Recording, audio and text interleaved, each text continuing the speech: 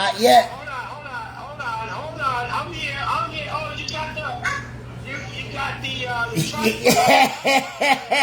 Yeah. You see what's popping. All right, y'all. Y'all already seeing who featuring with your boy out here. Let me cut off my AC real quick so we can hear him. I ain't got no Bluetooth speaker or nothing.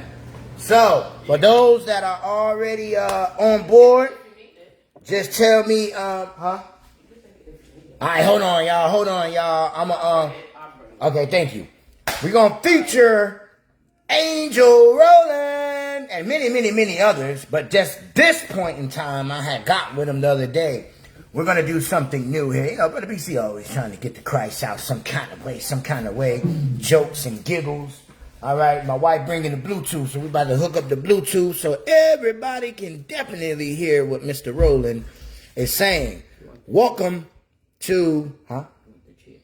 Matter of fact, you can keep the cord.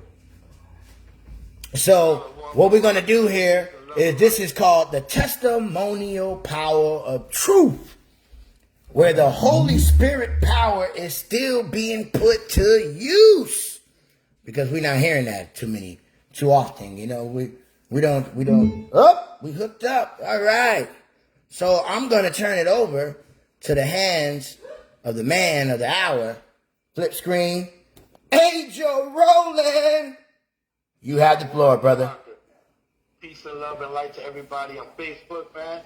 My testimony goes back to 1979, man.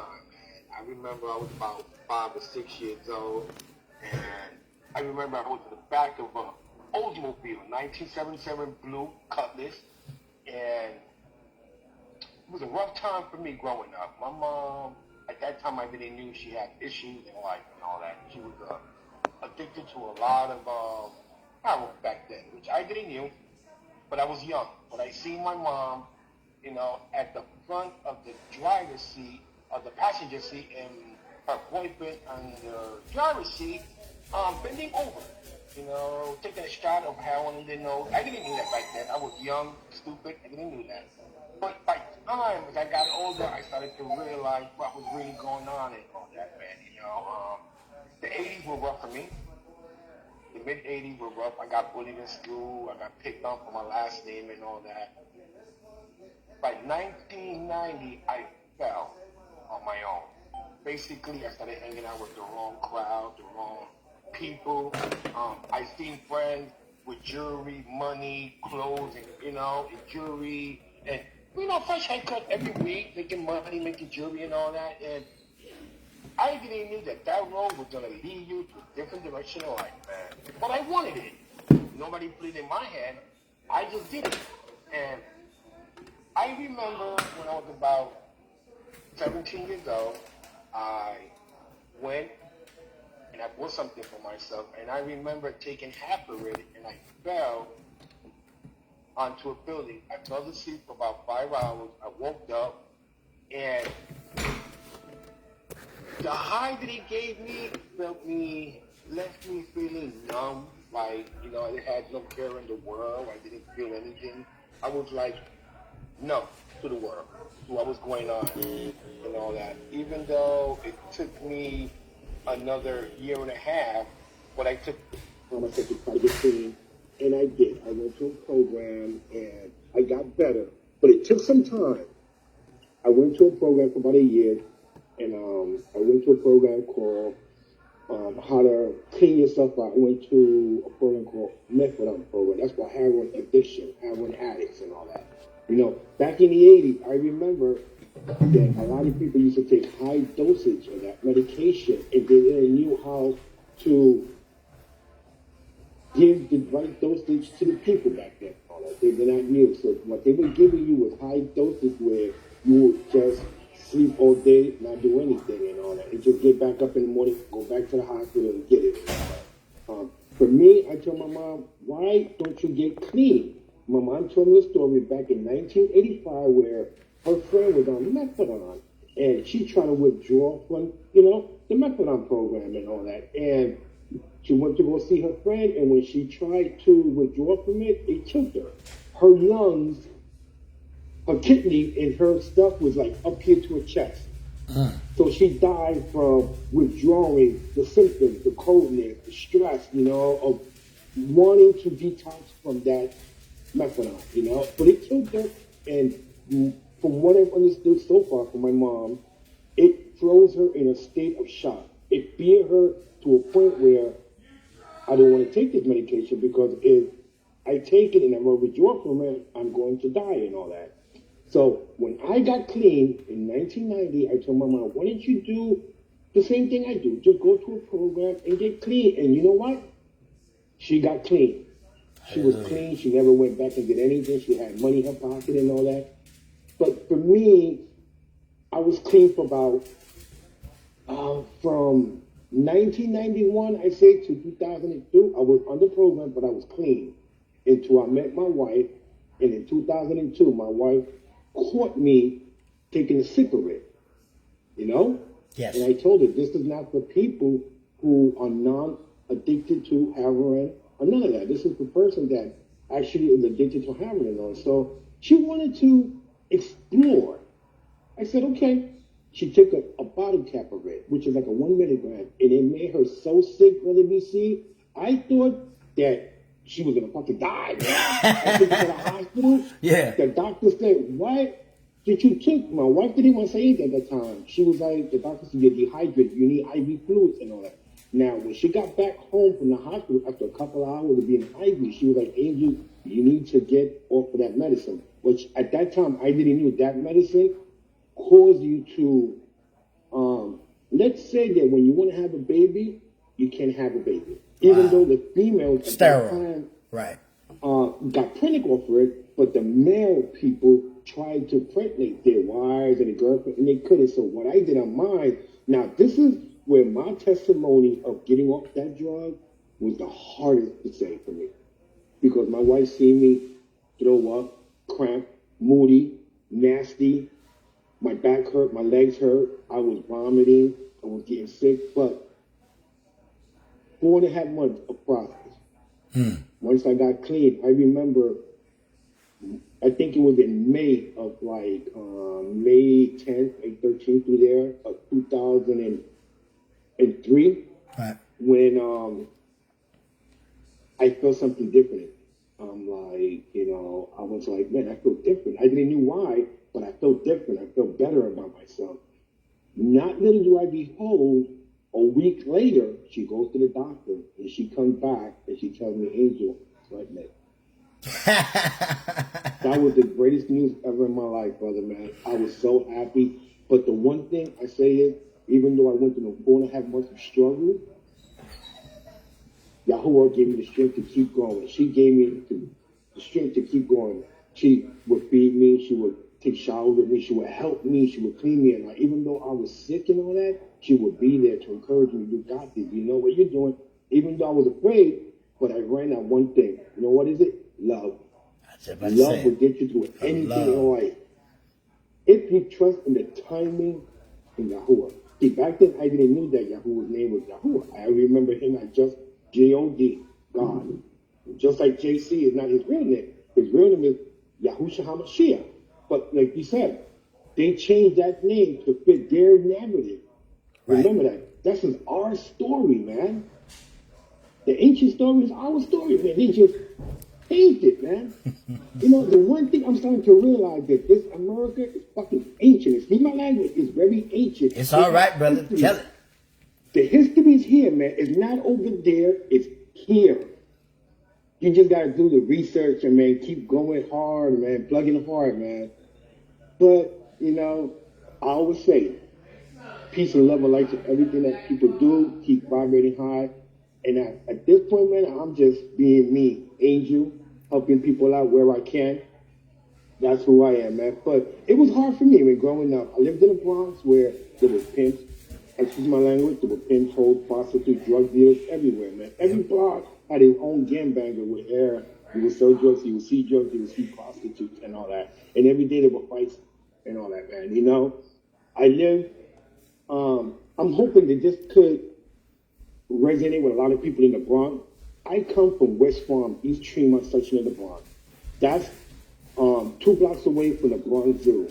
I'm going to give you the name and the street number, 179 in Hollywood Avenue, Daly Avenue, Vice Avenue. You see what I mean? This is old stomping ground. Now, I have pictures, brother, that goes back when I went back in 2004 and I took pictures of that area. That area has changed a lot. Don't even recognize it no more, right? No. Every old building that used to be condemned or demolished, there's new condos in it now. So the old block doesn't even look like the old block. It looks all new. But what I'm saying is, man, if you take that road, think about the consequences of your own action and what you're doing in life, man. Because it could lead either to death, the hospital, or the grave. So you have to be consciously aware, man. Don't do dumb shit that's gonna cost you your freedom. That's gonna cost you time in jail. That's gonna cost you time for your family, your kids, your wife, everybody, man, that loves you, man. You know, I always say, when you're locked up, your true friends will know where they are. And the only ones that are going to be there, you know who it is? Mom and Pop.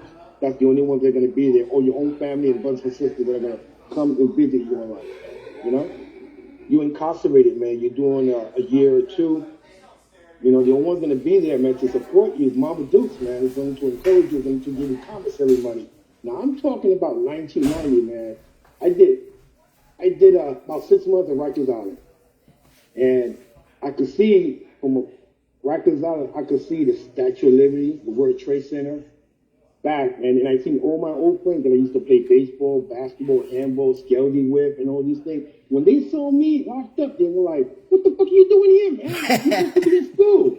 You know, I'm like, "Yeah, I know, but I took the wrong road to get to a certain point." Now, that was my choice to do that. Nobody put that drug in my hand. Nobody told me, "Here, take this." I did that all knowing that, you know what? I know it's going to numb me the fuck out. It's going to make me numb to the world. But at that time, I was like, shit, man, you know, I'm making money. I'm selling drugs back then. It was, you know, in the 90s, man. People were making money buying chains, sneakers, and all this. But the one thing I say is, man, don't do drugs. Just do what you can to work hard and help and provide for your family and all this, man. This is the best feeling in the world is to do what you can to help your family out and all this stuff, man. You know? Oh, man, I could tell you a lot of stories of back then. I used to get into fights because of my last name at school. Used to pick on me because of my last name. I used to get picked on. Even my own friends used to fight with me back then and all that, you know? I used to get picked on and all that, man. I left the Bronx in 1991 when I told my mother, let's get away from the Bronx and the chaos of the Bronx because there was so much killing back then. Right. And I said, what do you think if we just go to a shelter? I remember the shelter was 2 blocks away from Yankee Stadium. I was about 15, 16 years old, and my mother was like, okay, let's, go to a shelter. So I know what it is to live in a shelter. I know what's to be raised by one single mother and trying her best to do the best she can. So I know. So all the mothers out there that are struggling and fighting and keep working and doing what you're doing, believe me, I'm a prime example of what you're going through in life. I've seen it. I lived it. I could talk about it. You know why? Because I walked that walk. So I could talk that talk. That's right. Just like I hear mothers, oh, I'm doing this, I'm struggling. No, you're doing the best you can to provide for your family, to provide for your kids. So don't give up the fight. Eventually, something good is going to come out. You just got to keep plugging along in life, I remember 2 blocks away, went to a shelter. We stood there for about a week. From there, they transported us to, I believe, was Brooklyn. We were there for about a month. From there, we went to the west side of Manhattan. Now, we were in the west side of an apartment for about 10 years, and I got clean. My mom used to go to her friend's house in the Bronx, like I told her. I'm going to stay clean, but I'm going to stay away from the Bronx, even though she would tell me, hey, your friends are asking for you. They want to know everything that's going on in you. I'm like, no, that's okay. I'm doing my own and all that and all right. that.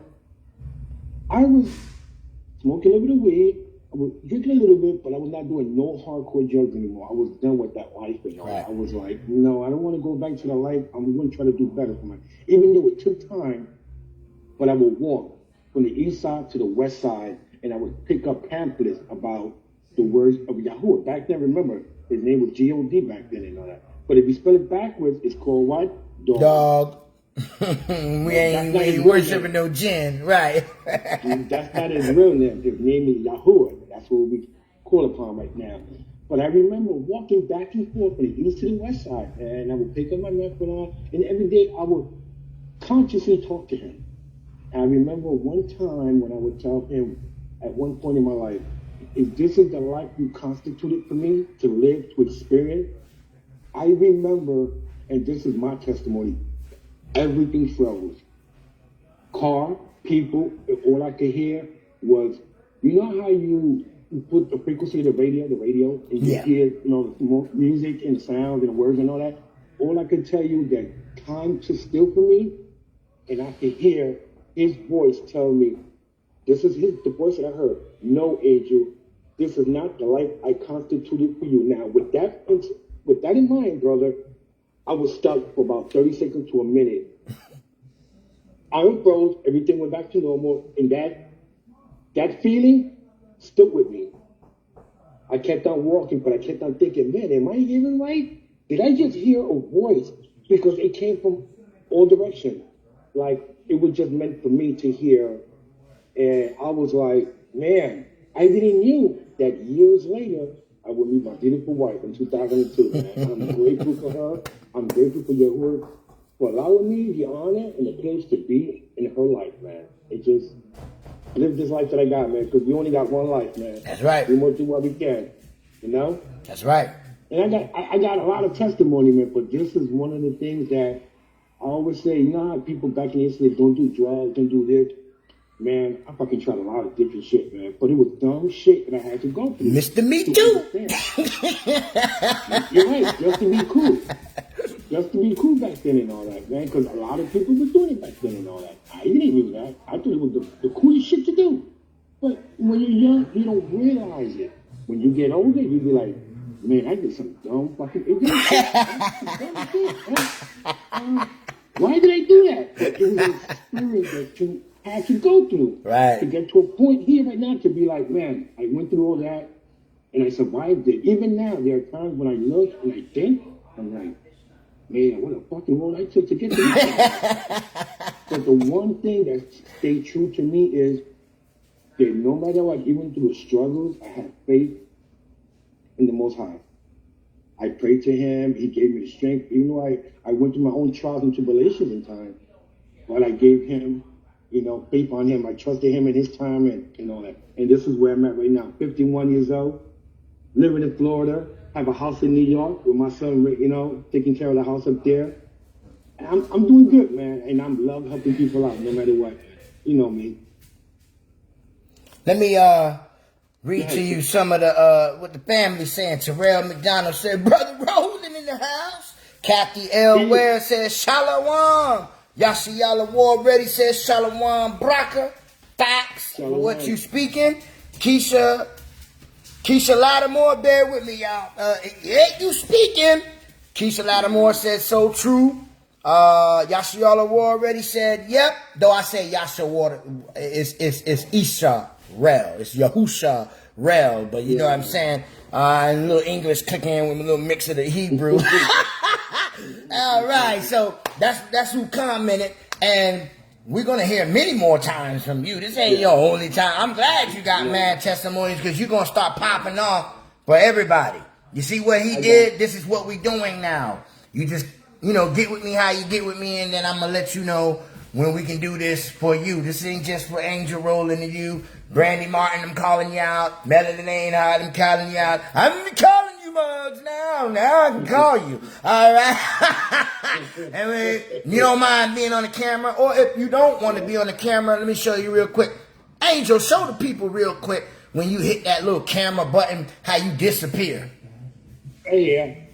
Bam, just like that. You don't want to be seen as long as we can hear you. All right, I had advertised enough. Back to you, Angel Rose.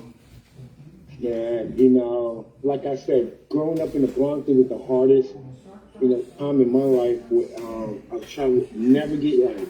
I was about 5 or 6 years old, like I said, when I saw my mom do heroin in her life. I really knew better. I was young. I was stupid, even though I didn't ask questions. But I'm like, why is she doing that?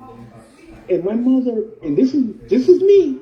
My mother was an attraction for fucking ghetto thug motherfuckers. I don't get it. She was attracted to guys that fucking did drugs and sold drugs and did all this shit. This is the life that she liked, which I didn't get it. I remember she used to pick me up from school, black eye, busted nose, but I didn't remember back then. My mom used to fight fucking guys. I remember this shit, man. I remember getting picked on, man, and all this. I remember going to 149th Street and 3rd Avenue. There used to be a welfare building there where I used to sit in the back of the car and I would wait when my mother used to get her food stamp back in the like 78, 79, 80, through the 80s. And I remember the colorful food stamp that people like post on Facebook and all. I remember all of that, man. I remember my mom used to go to a newsstand back there and used to buy me wrestling magazines to read while she would wait for her food stamp. And she would do her shit. And I'm being honest. I'm not going to sugarcoat anything. I'm just fucking 100% real. I'm not going to lie here. I'm going to keep it 100% real. This happened every time. But every time she got sick, I would tell her, Mom, why didn't you get the help that she needed? I didn't know that back then, that she was afraid to get the help she wanted. Once she saw me get the help, she was like, okay, I see my son getting the help. Let me try it. And, man, it helped her out. But the one thing, what hurt me the most, and it stays with me here and there, I think about it, was that in 2008, my friend called me up and says, we haven't seen your mom in 4 days. So I was working. Now, I took one day off on a Friday. I remember I went down there to the Bronx. She was only there in that apartment for about a year and a half. Her furniture was brand new. Everything was brand new and all that, man. And I remember knocking at the door, banging, and telling my mom, Mom, I'm here, Mom, open the door. Now, the super of that building told me, Angel, if I break down the door, and if your mother's not here, we're going to have to stay here and watch her thing, because they'll rob her for it, Right. I was like, okay. So I told her, whatever you have to do, break down the door. So what I did was I went back upstate New York, and I went to work. By 8 o'clock in the morning, the superintendent called me and said, hey, I have the police with me here. What do you want me? I said, break down the door and let me know. Within 10 minutes later, not even 5 or 10 minutes later, he called me up and said, I found your mother. So she was laying there for about 5 days, straight dead. So check this out. Now, the coroner, how you want to know what happened to that human? What was the cause of the death and all that? What it was that she took a high dosage of methanol. They had on 90 milligrams. And I guess what happened with her was that she forgot that she had taken it, so she took another dosage of it. She forgot that she took it already. And, I seen, like I went into the apartment, I seen the blood and all that, I covered it up. And it hurt me because I thought that she would stay clean, she would see her grandkid. She got to see the grandkid. She got to hold him at the age of 6 months old. And I wanted her to come back and live in upstate New York with me, and she didn't want to. You know how moms are. Right. When you tell them to come and move, they want to stay in that nice place that they feel safe with their friends. And so I tried for years. Mom, come live with me. I'll take care of you. And don't worry about the stress. Come live with me. Now, in 2009, when everything started to go a little bit fucked up for me, I was drinking a lot. I was doing coke a lot, man, because I didn't deal with the stress. Right. It was long. Right. So for me, it Grievance. took 4 years. It took 4 years for me, brother. It took 4 years. I felt, even though I was clean, I felt for 4 years. I remember my wife saying, people used to tell me, I used to go on this group called Comic Chat where they would tell me, Angel, it'll take some time. of loss, but it takes time to grieve. It takes time to. What they would tell me is, brother, it takes time. Don't rush it. And I would cry and cry, and I would think and think and think, and I would like, man, what's going on? Why? I even didn't knew that I was going through the grieving process. And to me, how I grieved about things like that, like I had friends that died, I would just fucking drink my ass off, man. I would do things that were not really good for me, right. But I felt that this was the only way that I could cope with the feelings and all that like that. Right. Now, in 2011, I got clean. I was like, no more. This was when I stopped doing everything, even though, like I said, I smoke a little weed, but that's it. Mm-hmm. I drink a little bit of wine, and that's it. But nothing else, nothing more. I have not things to the grace of the Most High. There's nothing I don't do except that. Right. But it's hard when you lose a loved one or a friend. Like I said, even my older brother, Yahweh Parker, when I heard about his loss, I took it hard, man. I took it very hard because I know what she's going through in life. Right. I feel her pain, so I know. Every time she posts something, I tell her, keep fighting the fight. It takes time. What they would tell me, it takes time to grieve the process. It doesn't go away. It takes a little bit of not thinking about it too much in your brain, right. Too much about it. It is always there, but it just starts to just not think about it too much every day and all that. And it's true. If you have friends and family that will help you, let them come and help you, man, because it's hard. I lived in an area in the 80s in the Bronx, man, where it was just fucking bad, man. They were shooting gangbangers, drug dealers, pimps, old. I mean, it was everywhere. Every block had a gangbang with colors and all that, man. They were not like you had the gangs in LA where you had the Bloods and Crips. This was the King, the Latin King, right. The Nietas back then and all that. That's what the group that were running in the Bronx and all that, and in Manhattan and all that. So I knew about that. The 5%ers, I know about that too. So the real mafias. I know about that. I know about the 5 points of New York and the Bronx. I know about all these things, man, because I lived it. I grew up around it. So even though I lost a lot of friends and all, I never went back. Even though my mom used to tell me, go back, man, they want to see you. I'm like, nah, man. I know what was waiting for me there. I knew it, So I stopped. I was like, But thanks to the Most High, I got to find me a nice, beautiful woman that loves me, that appreciates me, man. Hey, I can't go wrong with that, man. No, sir. I'm just trying to help people out, man. Amen. If my testimony helped everybody else, somebody that's going through in life, I know what you're going through. I lived it. I walked through it, so I could speak it because I walked through it all. Just like people say, "Oh, I went through it."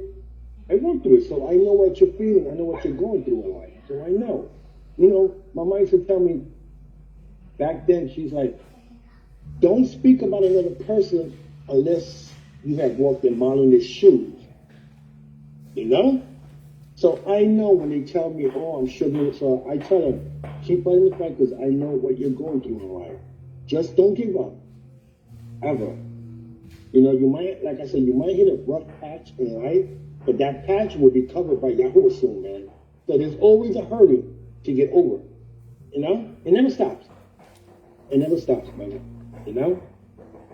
So I'll give it to you. And okay. Yeah. I'm gonna say you got the floor, so they can still see me. So y'all, we're gonna conclude it there. And this ain't gonna be the only time you see Angel. I know I said that on YouTube, and we ain't did no video in like 2 years.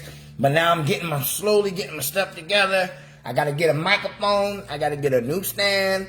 I'm going to get a laptop because all these execs, they want this old professional sound. So, Yahuwah going to provide.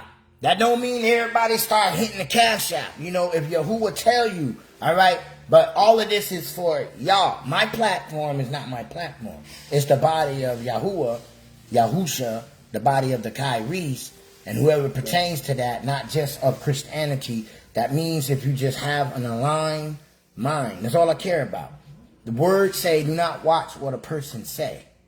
Watch the actions of the frequency of the discernment of the spirit. So that's my defense. I don't tell people what they say. I say Shalom Braka for many years. I don't make nobody say that. They feel that love and that intent of what I put out there. Now they want to say, teach me. I can teach you what only the Spirit give me, and I don't know it all. All right, but each day, each year, I learn more and more. And some of y'all give me more. I think Melanie taught me how to say, "God doggone happy birthday" on my daughter's birthday. The young Mr. Kakara. I didn't know that. Now, it's something now. I was like, oh, got to keep this screenshot. Blam.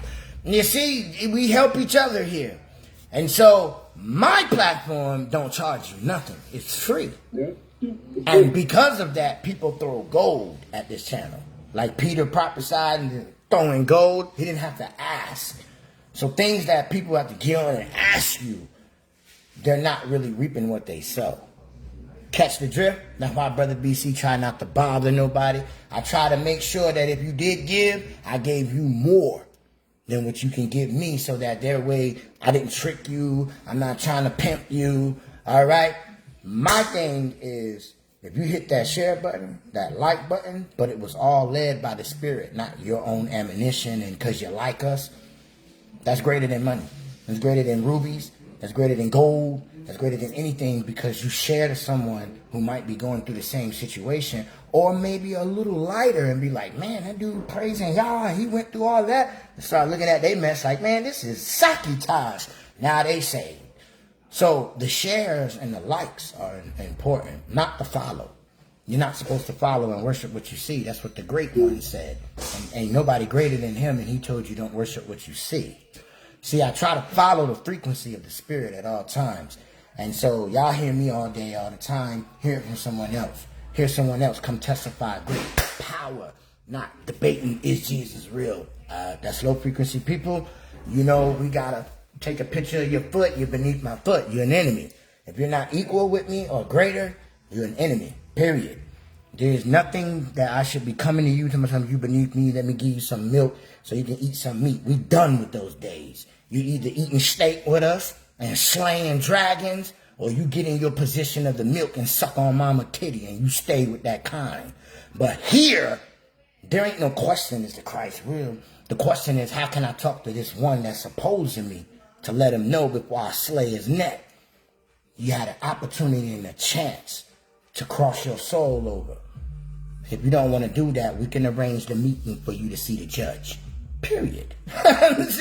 I'm not playing with anybody no more. I don't care how anybody takes it. All right? Because there's too many liars out here. And I can't be the only one getting the goodness of y'all. Like what he said, a voice came out of nowhere.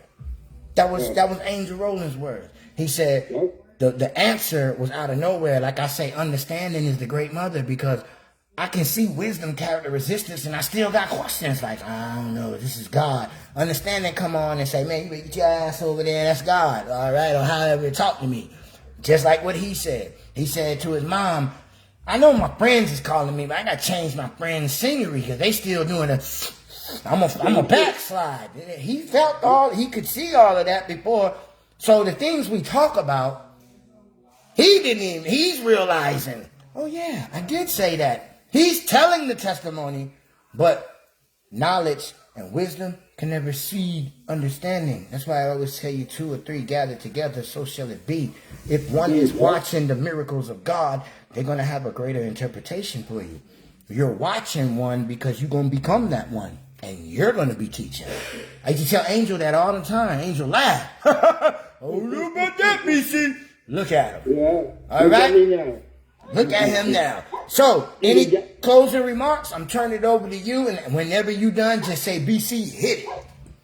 BC, hold on for a second. Even y'all boy Parker, man, you know, his soul is with us, but yes. I know his energy is still with us. Even y'all boy Parker encouraged me, Angel, go on and just talk. Go on and just talk. It took a while for me, but look where I'm at now. I'm building that confidence to go on and just speak the truth. That's it, man. Do y'all hear what he's saying? See, I didn't know this about my brother. I got goosebumps, y'all.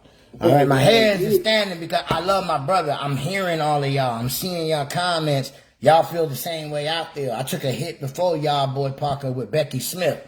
I took another hit during y'all boy Parker with Venus Mays, a.k.a. Terzal Yahuda. You know what I'm saying?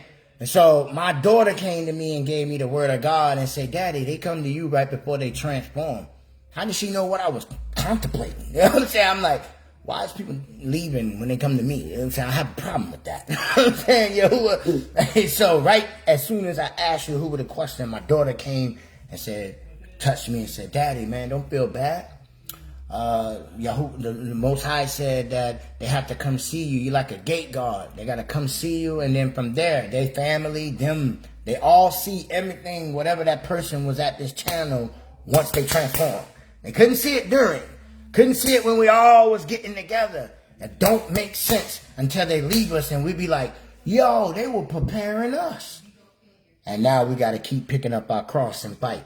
So you hear him say the same things that I say. We're two different people. I didn't know. Y'all boy Parkman pulled me out of snare traps of witches and wizards. I didn't even know I was in. I thought Facebook was messing with me. And he said, man, I better see you by the end of the day. Nightfall. I told y'all, nightfall better not happen and I ain't seen you on that live, Captain. I'm like, yo, my brother just said he gonna beat me up. I'm like, y'all, Yahuwah, what I'm supposed to do? So I did what he told me. I hit that live button and said, I did not believe that this live was about to happen. You know what I'm saying? I told y'all that in the live. I said, this is a test run. My brother, y'all boy Parker, told me. He went in and started fighting witches. And so, as I look at his life, they were mad.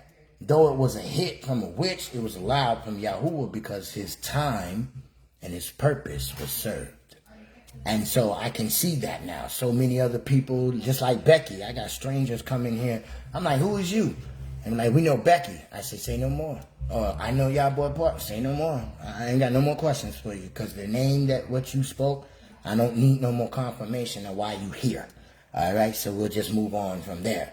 So I want y'all to understand that social media platforms, some of us is doing what we were supposed to do. But you won't really notice that. What's the old saying? You don't know what you got till it's gone. Yep. But it's not gone.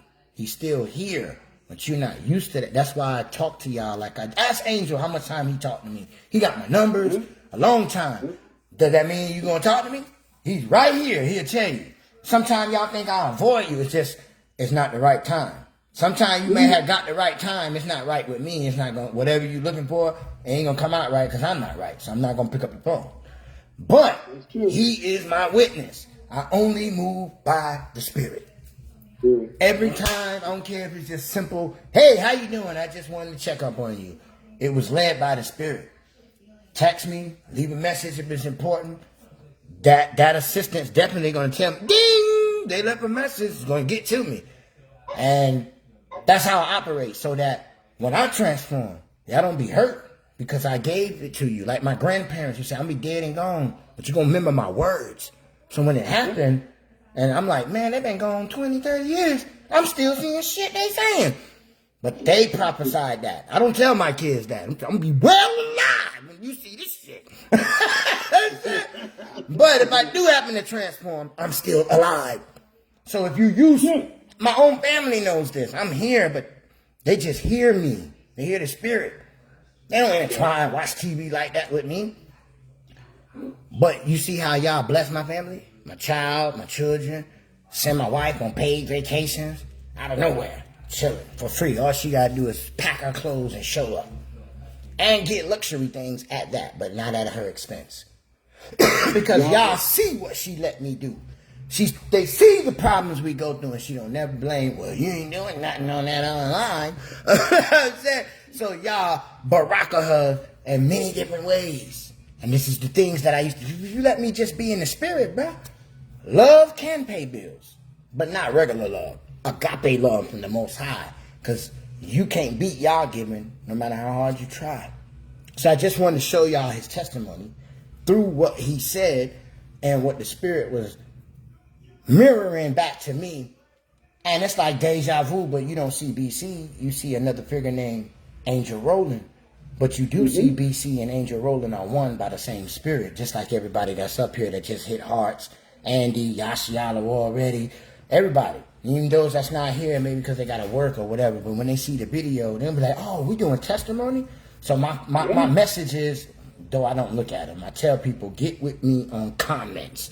Right? I will get to you on a comment message, not on a messenger, unless you like video chat me.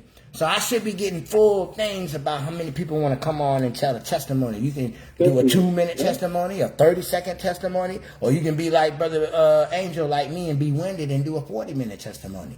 But as long as you can identify that the Holy Spirit is being put to use, and the people that are listening to you know that you're not a liar, I think this would help the universe of our kind. It ain't going to help the whole world, all right, because the whole world can't receive it. But our kind, it would give us the peace and the sincerity to walk in the unity, as Brandy Martin and Melanie Wainhart, I think, really stresses that, along with Lioness Fire.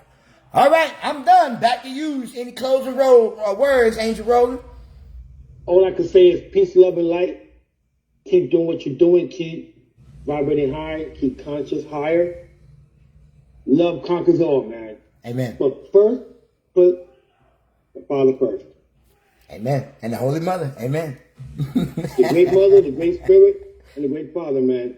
That's all you need. Keep putting in the work. For everybody on Facebook, keep doing the work. Keep doing the fight. Keep doing your research. Don't give up, man. This is just the beginning of this.